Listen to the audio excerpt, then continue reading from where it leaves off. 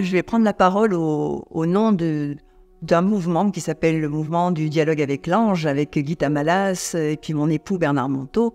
À cette question, cette première question que vous me posez, où allons-nous?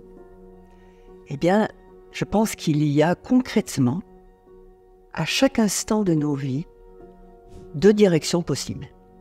Il y a deux pancartes qui nous indiquent deux destinations différentes. La première pancarte, elle nous indique la direction, je pense, du mal de moi.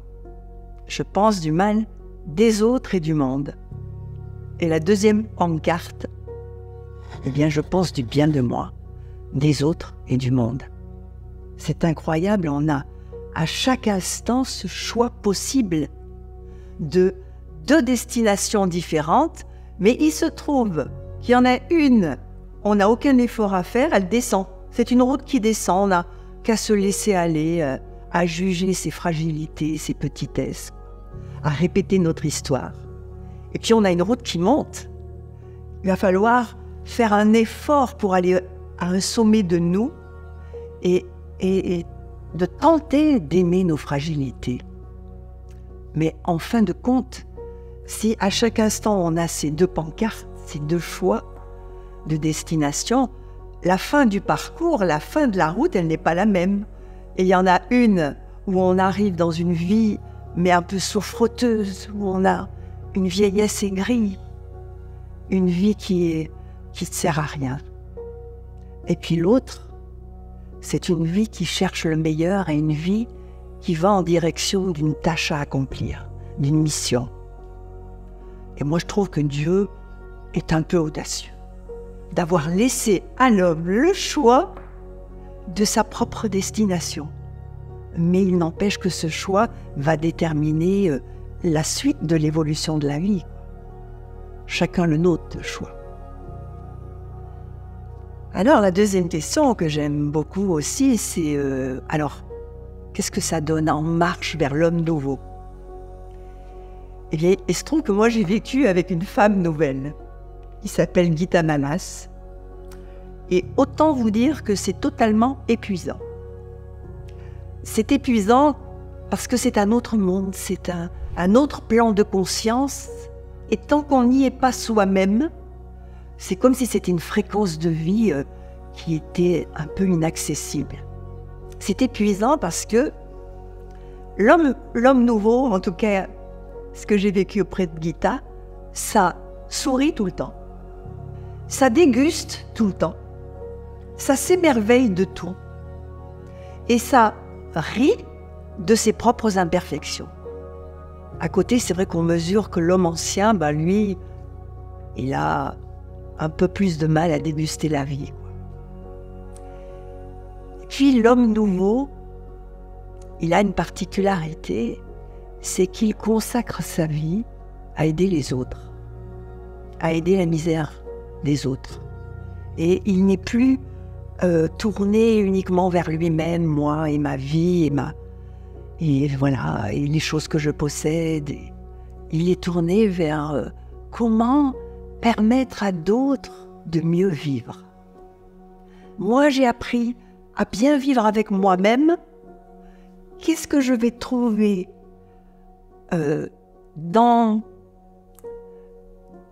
que je vais trouver comme outil, que je vais trouver comme moyen pour permettre à d'autres d'accéder aussi à une vie meilleure. Et l'homme nouveau, finalement, il a une double vie. Il a une vie à l'extérieur, comme tout le monde, et puis il a une vie à l'intérieur. Une vie avec l'invisible. Une partie de sa vie est tournée vers le visible, une partie de sa vie est dans une cohabitation avec son ange gardien. C'est la manière dont Guy Tamalas appelait ce coéquipier de choc. C'est lui qui va nous inspirer. C'est lui, s'il est notre ange gardien, qui contient notre vraie destination, ce pourquoi nous sommes faits. Il sait ce pourquoi nous sommes venus sur Terre, le service qu'on doit à la vie. Et nous sommes celui qui fait. Et que l'homme nouveau, eh bien, il cohabite avec cet invisible qui lui indique la route qu'il a à prendre. Comment mieux aider les hommes? Évidemment qu'en marche vers un monde nouveau, c'est pas un monde qu'on va réfléchir extérieurement, quoi. De toute évidence, l'homme qui aura pris soin de lui, il va forcément prendre soin de la terre, sans qu'on lui dise.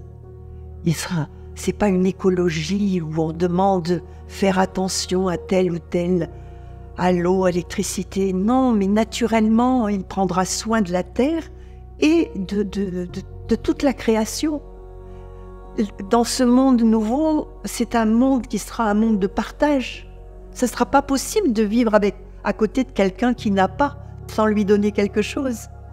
Ce monde nouveau, je crois qu'il aura une particularité, c'est qu'il va développer la création et l'art pour apprendre aux hommes à être inspirés.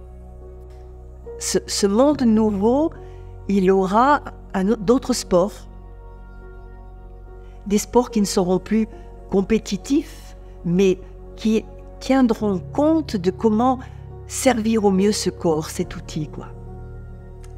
Et puis, les distractions vont changer, enfin, tout va changer. On n'aura plus besoin d'aller se distraire dans plein de voyages extérieurs parce qu'il y aura un voyage à l'intérieur de nous, d'images avec l'invisible qui seront tellement puissantes. Les voyages autant dans le passé, dans le futur, il y aura... Je crois Gita nous disait, mais il y a un prototype de l'homme nouveau, c'est quand même le Christ. Même si on a beaucoup de routes à franchir, il nous donne une indication de ce monde nouveau avec un homme nouveau. Et je crois je pourrais résumer ce qui est proposé à chacun de nous à chaque instant concrètement. Concrètement, c'est est-ce que je vais être dans un point fermé qui va me frapper dans un jugement et frapper les autres dans un jugement, ou une main ouverte qui va caresser et moi et les autres. C'est la manière dont Gita a résumé la vie spirituelle. Et pour que cette main ouverte, elle puisse rester ouverte, et ça c'est moi qui le rajoute, il faut qu'on la donne à quelqu'un, que quelqu'un la prenne, qu'on puisse accompagner 1, 2, 3, 4 personnes, qu'on puisse aider avec ses mains. Alors on peut terminer en se disant, alors, qu'est-ce que nous allons faire, chacun de nous, pour faire naître cet homme et cette femme nouvelle? Qu'est-ce que nous pouvons faire à chaque instant? Choisir l'une ou l'autre des 2 pancartes. Mener sa vie tout seul ou la mener avec son ange. Que ta volonté soit faite. On y est en plein dedans.